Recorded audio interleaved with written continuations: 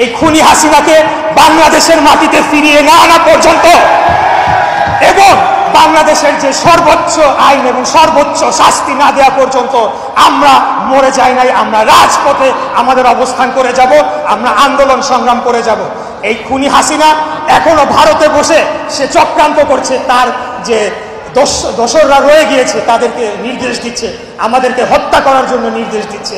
আপনারা সেগুলো দেখেছেন অনলাইনে। আমাদেরকে আরো কঠোর ভূমিকা নিতে হবে এবং আমাদের দলের কেউ যদি এই সন্ত্রাসী, আওয়ামী লীগের সন্ত্রাসী এবং যে কমিশনাররা ছিল তাদের লোকজনদেরকে কেউ যদি আশ্রয় দেয়, যদি সেটা আমার কানে আসে, অবশ্যই তার বিরুদ্ধে কঠোর পদক্ষেপ নেব। আগামী দিনে বাংলাদেশে ফ্যাসিবাদের কোনো রাজনীতি থাকতে পারবে না।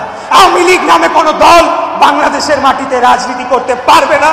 আমরা রাজনীতি করতে দিব না। আমাদের